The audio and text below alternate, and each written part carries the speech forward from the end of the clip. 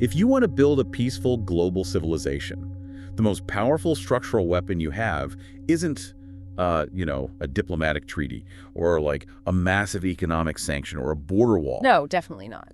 It's actually a psychological tool, one that you probably associate with, I don't know, pastel-colored wellness journals and a warm cup of herbal tea.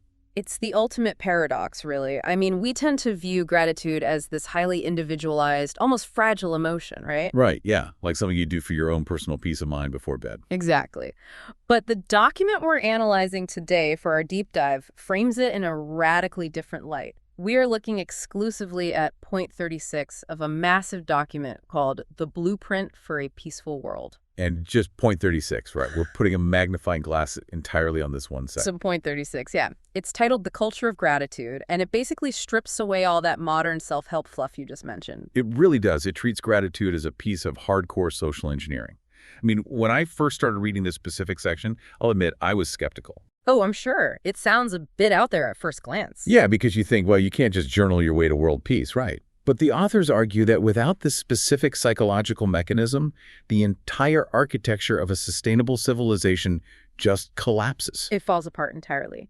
Because they aren't talking about feeling warm and fuzzy, they're talking about the literal mechanics of human connection and resource allocation. So for everyone joining us on this deep dive today, welcome. This is our mission.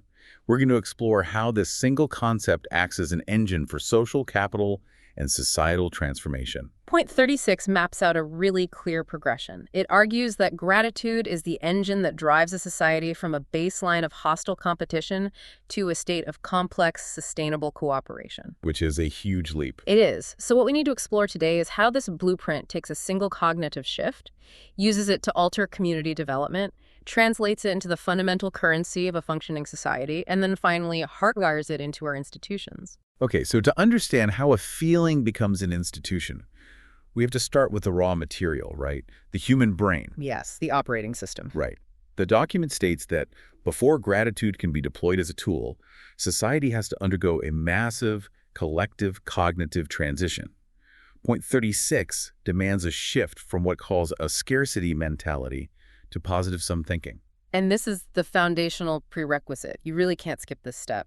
And it's crucial to understand that the authors do not view the scarcity mentality as a moral failing. Oh, that's an important distinction. It's not like, oh, you're a bad person if you think this way. Not at all. They diagnose it as our evolutionary baseline. I mean, if we examine the neurobiology and the evolutionary history of the human species, we operate on a very ancient operating system. Yeah, Pleistocene-era software. Exactly. For hundreds of thousands of years during the Pleistocene era, scarcity was not just a mindset, it was the defining objective reality of daily life. Right. I mean, if you were a hominid on the savannah and another tribe found the watering hole before you did, your tribe didn't just feel bad about it. You didn't just get jealous. You died. Yeah, your tribe died of thirst.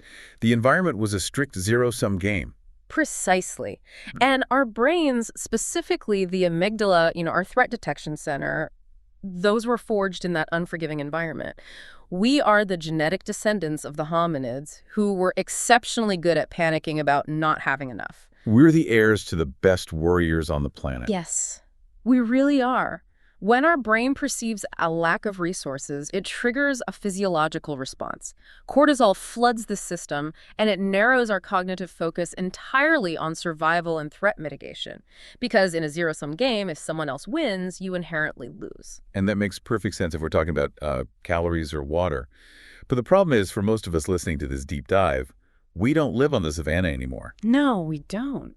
Yet, we still apply that exact same neurobiological panic to modern, totally intangible things. Like we treat a coworker getting a promotion or maybe a neighbor buying a nicer car as if they literally just stole the last piece of meat from our fire. Which leads to a perpetual state of defensive hoarding. I mean, when a society operates collectively on this Pleistocene software, the friction is just immense. You view every interaction as a threat. Exactly. Every trade, every social exchange is processed as a potential threat to your own status or survival.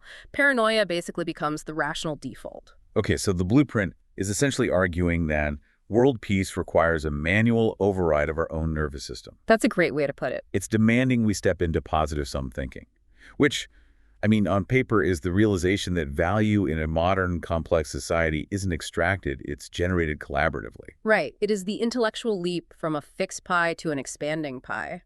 In a positive-sum environment, your neighbor's success does not diminish yours. It actually might help you. Yes. In fact, if your neighbor builds a highly successful business, it might create a localized economic boom that actually increases the value of your own skills or property. The sum of the interaction is greater than the parts. Okay, let's unpack this, because the leap from zero-sum to positive-sum isn't just about realizing there's more money to be made. It's a fundamental change in how we perceive human potential. I mean, Well, think about a neighborhood block association. If society is a potluck dinner, a scarcity mindset has everyone hoarding their own Tupperware, terrified there won't be enough food. ooh, I like that analogy. Right. Everyone is rigidly defending their tiny slice of control. But a positive-sum mindset realizes that if everyone shares their dish, the entire feast becomes exponentially better for everyone.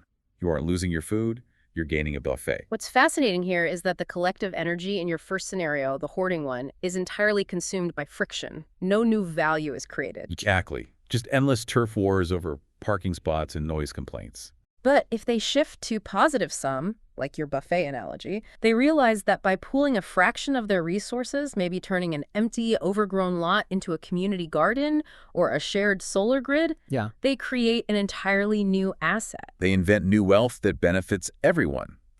But here is my fundamental question, and I'm sure you sitting at home listening are wondering the same thing. How do you actually enforce that shift? Right. Because you can't just issue a government mandate telling people to stop feeling threatened.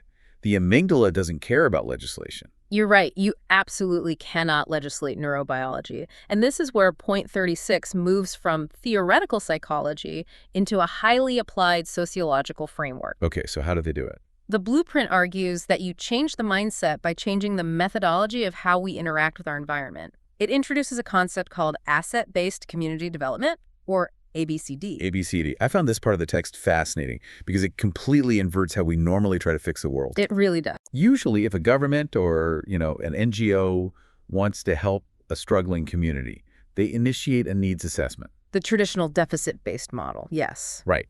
You send in external experts with clipboards to catalog the pathology of a neighborhood. They document the poverty rate, the crumbling infrastructure, the high school dropout rates, the lack of grocery stores. They meticulously map out everything the community lacks. And I understand the logic there. If a community is in crisis, you have to diagnose the disease. Sure, it seems rational. Right. Like, wait a minute. Isn't it a bit dangerous to ignore our problems? If my house is on fire, I shouldn't be admiring the sturdy foundation. I should be focused on the flames, right? If we connect this to the bigger picture, that is the standard critique of ABCD. But it kind of misunderstands the psychological mechanics of intervention. How so? Well, asset-based community development does not ignore the broken leg or the fire in your analogy. It recognizes that you cannot heal the leg by solely obsessing over the fracture. You must rely on the intact cardiovascular system to pump blood to the injury. Well, that makes a lot of sense. Think about the psychological impact of the deficit model on a community over decades. If a neighborhood is constantly told by the media, by policy reports, by social workers, that it is defined entirely by its crime and poverty, the residents internalize that narrative. It creates a self-fulfilling prophecy. It's basically Martin Seligman's theory of learned helplessness applied to entire zip codes. Exactly. Learned helplessness on a macro scale. If you tell people they're nothing but a collection of failures, they eventually just stop trying to exert agency over their environment. Precisely. They become passive consumers of external charity. They wait for a government grant or, a billionaire philanthropist to come save them because they have been conditioned to believe they possess nothing of value. And ABCD shatters that dynamic entirely. Completely. You take that same struggling neighborhood, you put away the clipboard of deficits, and you aggressively map the latent strengths. You change the focal length of the investigation. So instead of counting empty storefronts, you survey the population. Right. You might find that within a 4-block radius, you have 30 people who know how to grow food. You have a retired electrician who understands solar panels, an empty church basement, and maybe a group of teenagers who are just brilliant at digital organizing. And none of those assets appear on a traditional economic needs assessment. They are entirely invisible to the deficit model. Because they're not problems to be solved. Exactly. But the moment you map them, the psychology of the community shifts from victimhood to agency. You connect the teenagers with the electrician, you utilize the church basement, and suddenly the community is generating its own localized power grid or food supply. They become the architects of their own solutions. They are no longer a problem. They are a reservoir of untapped capacity. But this requires a very specific kind of vision. Mm. Because, if we are still fundamentally wired for threat detection, going back to the amygdala, if our brains are constantly scanning the horizon for predators or competitors, we are naturally drawn to the deficits. We can't help it. It's our default. Right. The empty storefront registers as a threat to property values. The teenagers on the corner register as a potential risk. Mm. How do we put on the glasses required to actually see these positive assets? This is the hinge of the entire section. Point 36 argues that you cannot execute asset-based community development without a specific cognitive technology. A cognitive technology. Yes, and that technology is the practice of gratitude, paired with a concept originating in Eastern philosophy known as mudita. Mudita. I had to dig into this because the blueprint uses it in its strictly secular mechanical sense, completely divorced from its religious origins. It does. They strip it down to its functional core. And it translates roughly to sympathetic joy or unselfish joy. It's literally the ability to experience genuine neurological reward, like a dopamine hit, when you witness the success or good fortune of someone else. It is joy entirely free from self-interest. And to understand its structural power, we really have to look at its antithesis, which is much more common in a scarcity-driven society. Schadenfreude. Schadenfreude, the dark thrill we get from the failure of others. Here's where it gets really interesting, because Schadenfreude makes perfect sense in a zero-sum world. It does, biologically speaking. If I view my colleague as a direct competitor for a single promotion, and my colleague makes a massive mistake at a presentation, my brain rewards me with a little spike of pleasure. Because their failure artificially elevates your relative status. Exactly. My survival odds just went up because theirs went down. It's dark, but it's how we're wired. But consider the cognitive cost of that dynamic. Schadenfreude and its underlying driver, envy, are blinding emotions. Envy literally narrows your cognitive bandwidth. How so? What happens to the brain? Well, when you are deeply envious of a neighbor or a coworker, your brain engages in a defensive distortion of reality. You minimize their actual skills, you magnify their flaws, and you distance yourself from them. Oh, wow. So you're basically lying to yourself. Yes, you cannot accurately assess their value because your ego processes their assets as a direct existential threat. So if I'm blinded by envy, I am completely incapable of participating in asset-based community development. I can't look at my community and say, wow, look at all these brilliant people, because acknowledging their brilliance feels like an admission of my own inferiority. You hit the nail on the head. Envy isolates us. Mudita is the antidote. The blueprint frames the practice of sympathetic joy and active gratitude not as a passive feeling of warmth, but as a rigorous detection mechanism, like a sonar system for human potential. I love that. Explain the mechanics of that sonar. How does feeling happy for someone else actually allow me to see hidden resources? When you actively practice mudita, when you consciously train your brain to celebrate the successes of your peers, you disarm the amygdala's threat response. You literally neutralize the envy. Okay. And when the envy dissolves, that defensive distortion of reality lifts. You can suddenly view your colleague's brilliant presentation skills not as an insult to your own inadequacies, but as a tremendous asset that exists within your network. That is a profound shift. It's like adjusting the aperture on a camera. When you are in a state of gratitude, you are essentially telling your nervous system, I am safe. I have enough. Exactly. You turn off the alarm bells. And once the brain feels safe, it stops looking for threats and starts looking for tools. Practicing mudita is essentially a life hack.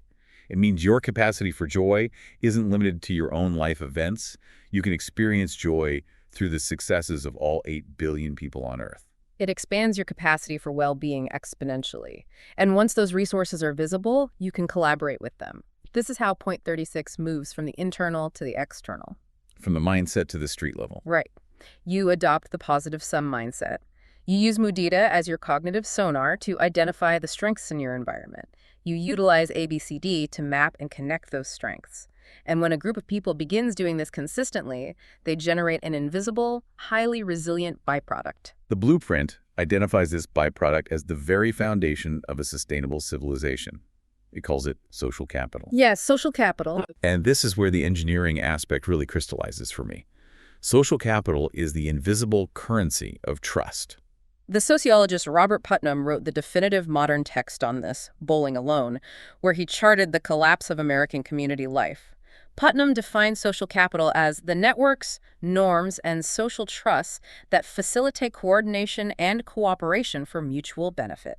It is the only reason modern society functions at all. I want to frame this for you listening because we interact with social capital constantly without even realizing it. We take it for granted entirely. We do.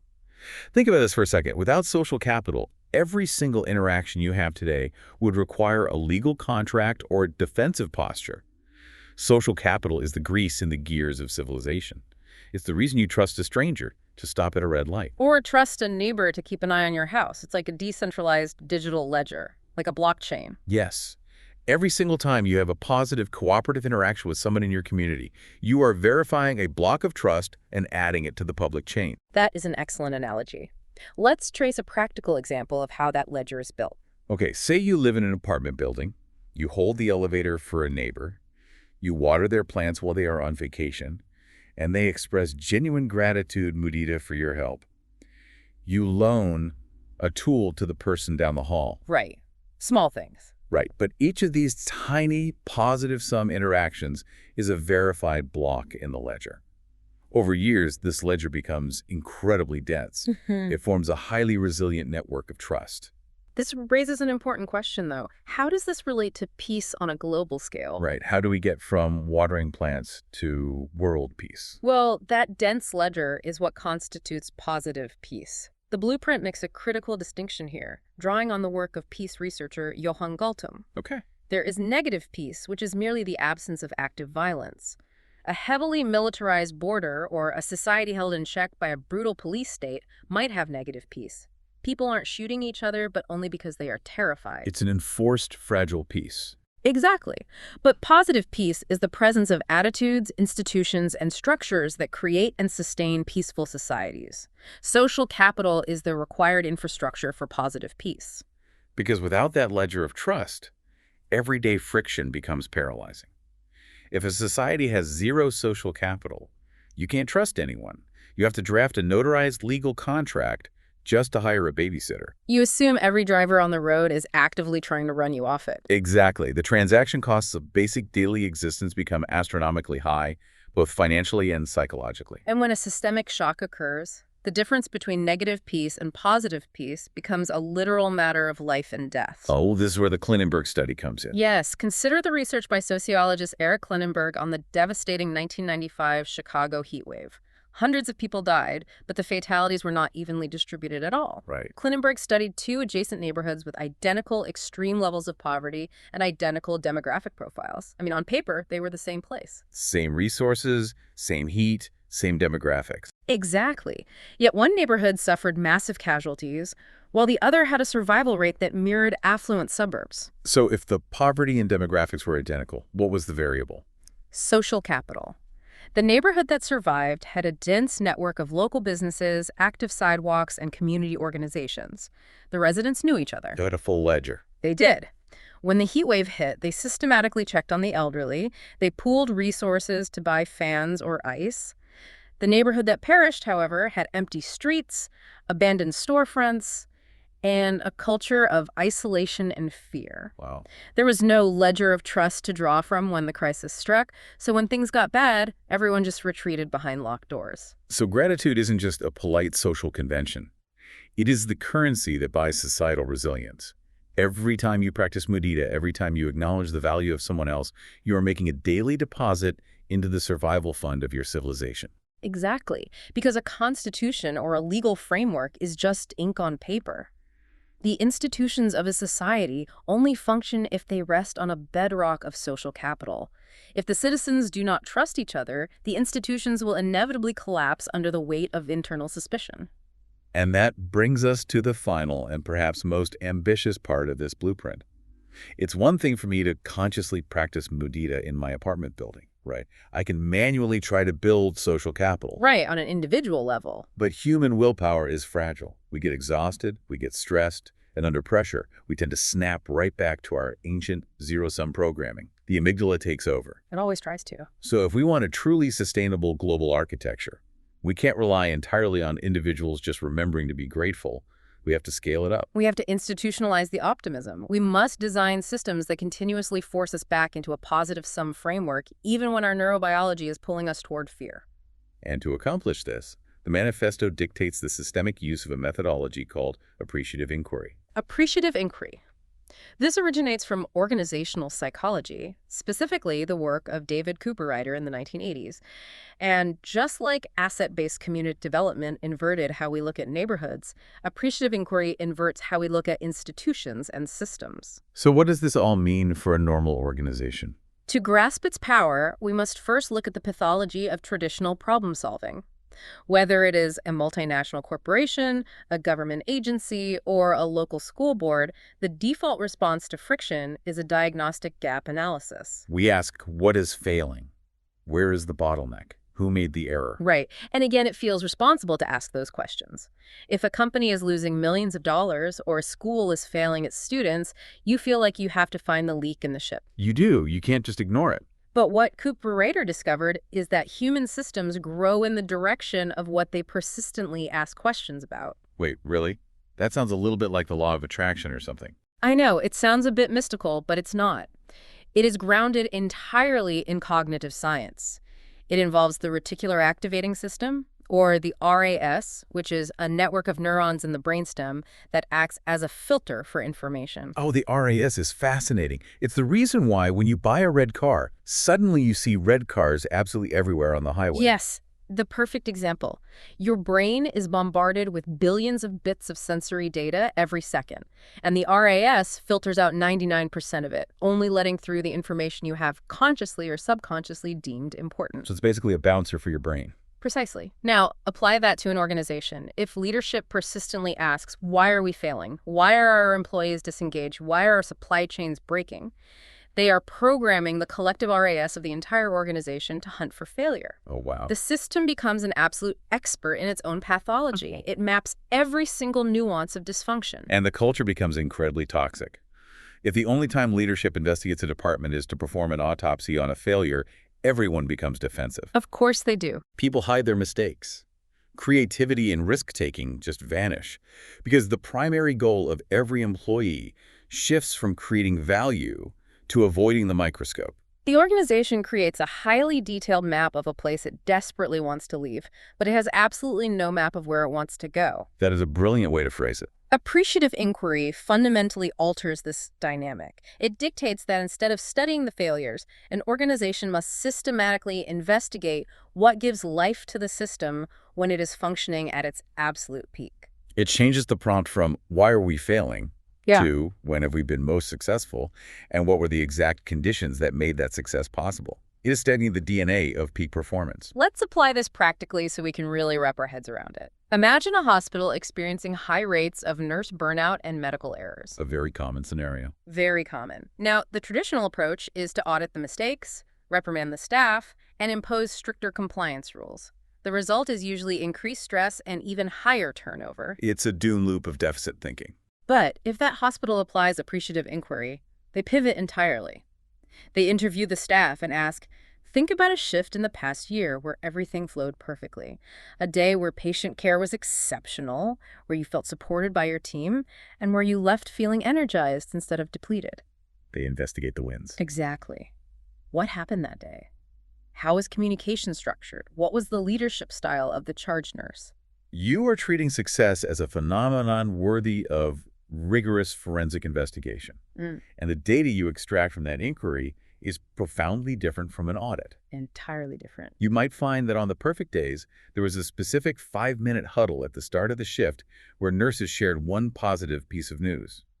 Or you might find that the physical layout of the supply room was slightly altered that week. You map the structural elements of success. And once you have that blueprint, the next step of appreciative inquiry is to reverse engineer those conditions. So you ask, how do we design our daily operations so that every shift structurally mimics the conditions of our peak performance? Yes. You aren't ignoring the medical errors, you are starving them of the environmental conditions they need to occur by over-resourcing the conditions that produce excellence. So if you're managing a team or even just managing your own family dynamics, appreciative inquiry means instead of holding a meeting to dissect everything everyone did wrong this week, you investigate your peak moments of success and try to reverse engineer them.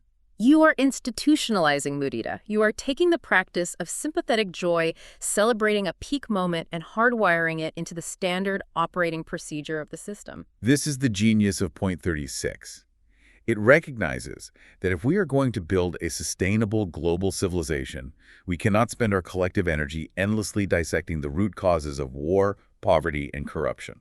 Because if humanity persistently asks questions about violence, we will remain experts in violence. Right. We must systematically ask questions about peace, cooperation, and flourishing.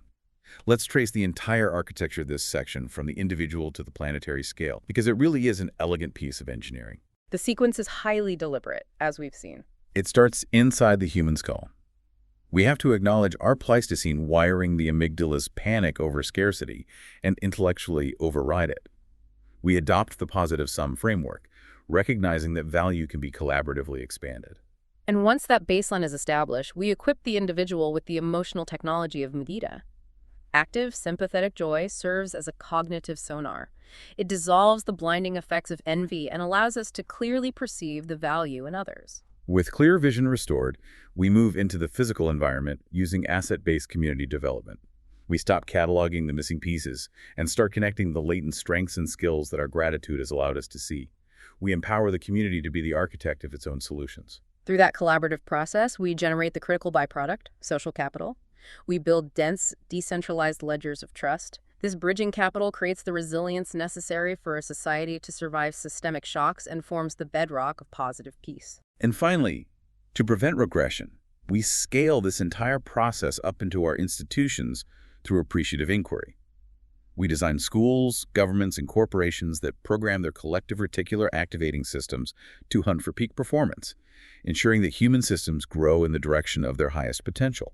It is a comprehensive ecosystem. It requires no new, exotic technologies, no authoritarian enforcement mechanisms, and no impossible financial budgets. It relies entirely on a highly structured, strategic deployment of human attention. It's an architecture built out of perception, and it's incredibly actionable. That's what strikes me most about this document.